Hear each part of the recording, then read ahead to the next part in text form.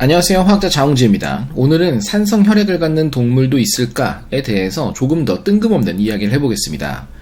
가장 대표적인 산성 혈액은 영화 속 미확인 외계 괴물인 제노모프 XX121에서 찾아볼 수 있습니다.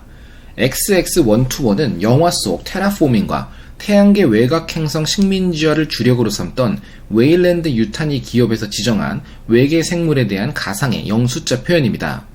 XX는 미확인 생명체에 대한 명시이고 121은 발견 순서로 생각됩니다. 더 자세한 설명이 영화나 설정집에 등장하지 않기 때문에 단순히 제노모프라 부르기도 하고 영화 제목으로부터 에일리언이라 부르는 것이 우리에겐 더 친숙합니다.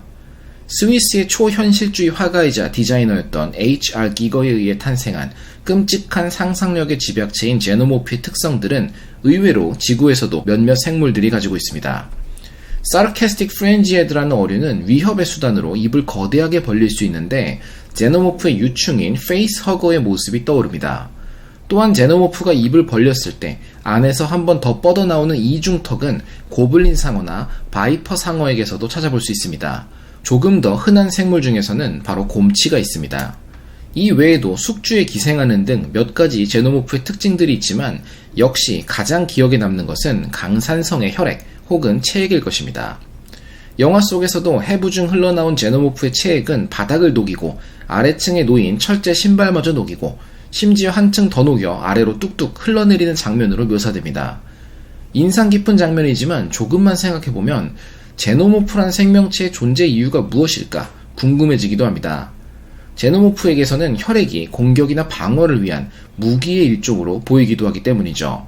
하지만 우리가 알다시피 생명체의 혈액은 호흡이나 대사에 필요한 기체와 영양소를 공급하는, 곧 에너지를 공급하기 위한 운송수단의 역할이 더욱 큽니다. 여하튼 제노모프의 혈액은 신기하니 무엇으로 이루어져 있을지 조금 더 추측해보겠습니다.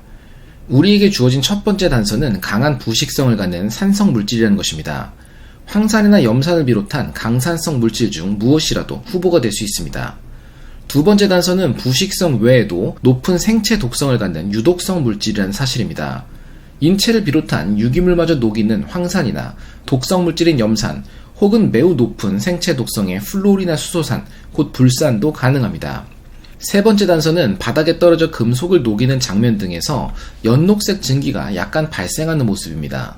염산이 금속과 반응할 때 녹색 증기가 나오진 않지만 만약 다른 종류의 물질이 혼합되어 있어 염소 기체가 발생하는 환경이라면 연녹색의 유독성 기체가 피어오르는 것도 현실성이 있습니다. 마지막 단서는 바로 발화성입니다. 영화 속에서도 제노모프는 화염에 휩싸이면 혈액이 격렬하게 반응하며 빠르게 불타오르는 모습으로 표현되기도 합니다. 흔히 불화탄소나 불화염화탄소가 가능하다는 추측들도 있지만 이 물질들은 보통 소화기에 사용되는 것이 더 흔한 만큼 폭발성이 있지는 않습니다. 대신 3플루로아염소는 가장 발화성이 뛰어난 물질로 알려져 있는 만큼 제노모프의 혈액이 이러한 물질로 되어 있을 것이라 생각해 볼 수도 있겠습니다. 영화 설정상에서도 너무나 반응성이 높고 위험해 분석할 수 없었다라고 혈액이 표현되는 만큼 아마도 3플루로아염소와 황산, 불산의 혼합물이 아니었을까 생각됩니다. 산성 혈액이 무기의 목적분이 없었다면 사실 있으나 마나였을 것이고 생명체로 표현될 이유도 없겠습니다. 몸속에 독극물만 채워넣고 다니면 되니까 말이죠. 그러니 산성 혈액도 에너지 공급이나 생성과 관련되어 있을 거라 기대해보는 게 좋겠습니다. 산과 관련된 에너지 한 종류는 자동차용 배터리를 비롯한 전지에서 살펴볼 수 있습니다. 생명체에서도 가능할까요? 물론입니다. 바이오 배터리라 부르는 생체 전지 분야에서는 강산까지는 필요 없지만 에너지를 생산하는 데 약한 산이 작용합니다. 제노모프의 체내에 다른 여러 기생세균들이 있다면 금속 이온을 금속으로 환원시키며 전류를 생성하는 전기 박테리아인 세와넬라 오네이덴시스와 같은 작용들도 기대해 볼 수 있습니다. 이 정도 되면 산성 혈액도 그리 나쁘지 않아 보입니다. 그렇다면 이 좋은 산성 혈액을 갖는 지구 생명체는 무엇이 있을까요? 최초로 대공개해 보겠습니다. 바로 없습니다. 거의 모든 생명체는 pH 7.4 정도의 약염기성 혈액을 가지며 간혹 7.3 정도로 낮은 경우도 있지만 일반적인 생명체는 산성 혈액을 갖지 않습니다. 그래도 혈액이나 체액이 독특한 다른 생명체들은 있으니 갑작스럽게 주제를 바꿔 살펴보겠습니다. 바로 하마입니다. 얼핏 보면은 귀여운 듯도 하고 이상하게 생긴 듯 또한 하마는 포유동물 치고 독특합니다. 채모도 많지 않고 피부가 그대로 노출되어 있으면서 땅에서 생활하는 만큼이나 물속에서 생활합니다. 하마의 항명에 양서류 등에 붙는 앰피비우스가 포함된 것은 이 때문이기도 하죠. 동물에 관심이 있는 분이라면 하마가 얼마나 포악하고 위험한 동물인지 익히 들어보셨을 거라 생각합니다. 달리는 속도도 무려 30에서 50km/h로 체구에 비해 무지막지합니다. 중요한 것은 마치 하마가 상처 입고 피 흘리는 것처럼 보이는 이 장면이 실제로는 땀을 흘리는 모습이라는 것이죠. 땀이 피처럼 붉은색이란 이야기입니다. 심지어 끈적끈적하기도 합니다. 물질이 색을 갖는다는 것은 특별한 색의 화학 분자들이 포함되어 있다는 이야기입니다. 하마의 경우 그 이름에서 유래한 것을 바로 알아볼 수 있듯 히포수도르산이라는 붉은색 물질과 노르히포수도르산이라는 주황색 물질이 포함되어 있습니다. 둘 다 산이라는 표현이 붙어 있고 아세트산 등 유기산의 특징인 COOH 부분이 존재하는 만큼 산성 물질임을 예상할 수 있습니다. 하마의 붉은 땀은 우리의 땀과는 다릅니다. 땀샘이 발달해 있지 않아서 분비되는 물질일 뿐인데 모습과 체온 조절에 작용하는 것으로부터 편의상 땀이라 부르는 것이죠. 또한 살균이나 소독에 식초와 같은 산성 물질을 사용하는 것처럼 하마 땀은 피부의 세균과 기생충들을 제거하는 작용을 합니다. 마지막으로 색을 갖는 이 물질들은 효과적으로 자외선을 흡수해 막아주기 때문에 피부에 손상이 가는 짧은 파장의 빛으로부터 하마 피부를 보호합니다. 몇몇 문헌에서 하마의 붉은색 땀은 pH 8.5 정도의 염기성이라는 서술이 쓰여 있기도 했지만 히포수도르산 종류들은 실제로는 생각보다 강한 산성 물질입니다. 아세트산보다도 강한 산으로 분류될 수 있을 정도죠. 체외로 배출되기 전에는 무색이지만 공기와 닿으며 중합 반응이 일어나 색이 점차 발생한다라는 관찰로부터 땀에 포함된 다른 물질이나 산화로 인해서 땀의 산성도가 낮아지는 것으로 예상됩니다. 핵심적인 물질들만 놓고 본다면 산성땀을 가진 생명체, 바로 하마였습니다. 하나 더 살펴본다면 척추동물이 갖는 붉은색 피와는 다른 혈액과 혈장을 갖는 생명체가 있습니다. 그리스어로 녹색 피를 의미하는 프라시노헤마라 불리는 종류의 도마뱀들입니다. 겉모습부터 왠지 초록초록해 보이는데 실제로 혈액을 뽑아보면 녹색 피로 이루어져 있습니다. 그렇다고 적혈구가 녹색인 것은 아닙니다.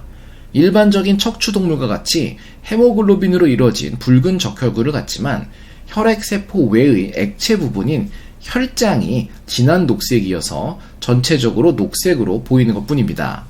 빌리베르딘이라 불리는 물질이 혈장에 다량 함유되어 있어 녹색을 갖는데 이 물질은 독성을 가져 세균이나 기생충을 제거하는 효과도 약하게 남아 있습니다. 밝혀진 이유는 말라리아 기생충에 감염된 혈구들을 제거하고 살아남기 위해 진화한 것이라고 합니다. 물론 말라리아도 함께 진화해버려서 이 도마뱀들은 여전히 말라리아에 고통받고 있기도 합니다. 빌리베르딘은 적혈구 속 붉은 세소인 헤모글로빈이 깨지며 만들어지는 물질입니다. 혈액에 대한 영상이나 소변에 대한 영상에서 살펴본 것과 같이 적혈구가 죽으며 방출되는 헤모글로빈은 조금씩 구조가 깨지며 다른 색상을 갖는 물질로 변화해 소변을 통해 배출됩니다. 빌리베르딘은 빌리루빈이 만들어지기 전 단계의 녹색 물질입니다. 빌리베르딘과 빌리루빈 모두 독성이 있어서 인간의 혈액에 많은 양이 존재한다면 기절하게 된다고 합니다. 그리고 프라시노헤마 도마뱀들은 인간이 기절할 정도보다도 무려 40배나 높은 양의 빌리베르딘이 혈액에 포함되어 있어서 진한 녹색을 보인다고 합니다. 우리가 직접 보기는 어려운 물질일 것 같지만 의외로 쉽게 찾아볼 수 있습니다. 누구나 넘어지거나 어딘가 세게 부딪혀 피부에 멍이 든 경험이 있을 것입니다. 처음에는 붉은색으로 물들어 피멍이 들었다고 표현합니다. 새어나온 혈액 속 헤모글로빈 때문에 붉게 보이는 것이죠. 시간이 조금 지나면 헤모글로빈에 결합한 산소가 떨어져 나가며 피부는 보라색을 거쳐 푸른색으로 변화합니다. 철분도 함께 떨어져 나오고 있는 것이며 우리가 멍이 들었다라고 표현하는 상태입니다. 다음으로는 헤모글로빈 구조가 깨져 빌리베르딘이 만들어지며 멍이 점차 녹색으로 변하게 됩니다. 이후 자연스럽게 빌리베르딘이 빌리루빈으로 변화하며 노란색으로 변해 서서히 흐려지게 되죠. 멍이 들고 사라지는 이 모든 과정이 빌리베르딘과 빌리루빈으로 인한 색 변화입니다. 동갈치라 불리는 어류도 빌리베르딘이 풍부한 생명체입니다. 겉으로 보기에는 별다를 바 없지만 속을 들여다보면 뼈가 녹색입니다. 빌리베리딘이 뼈에 착색되어 있기 때문입니다. 태어날 때 어떠한 이유로 빌리베리딘에 노출되어 체내에 다량 흡수된 경우에는 녹색이 되기도 합니다. 사진 속 레브라도는 빌리베리딘으로 인해 녹색으로 태어났습니다. 색 때문에 피스타치오란 이름을 갖게 되었고 건강에는 문제가 없었기 때문에 자라나며 점차 평범한 모습이 되었다고 합니다. 인간의 경우에도 간 기능 문제 등으로 빌리베리딘이 과도하게 발생하는 사례도 몇 번 있었습니다. 매우 선명한 녹색의 담즙과 진한 갈색의 소변, 녹색의 혈장을 찾아볼 수 있으며 모유에서도 약간의 녹색이 뒤섞여 있는 모습을 볼 수 있습니다. 요약하자면 자신있게 시작했지만 산성 혈액을 갖는 동물이 지구에 없었습니다. 하지만 붉은 산성 물질을 땀으로 흘리는 동물이 있었고 빌리베리딘이라는 물질 때문에 피나 뼈가 녹색인 동물도 있었습니다. 색이 이상한 생명체가 보인다면 독이 있을까 걱정하는 것도 좋지만 어떤 물질이 있어서 이런 일이 생길 것일지 호기심을 가져봐도 좋겠습니다.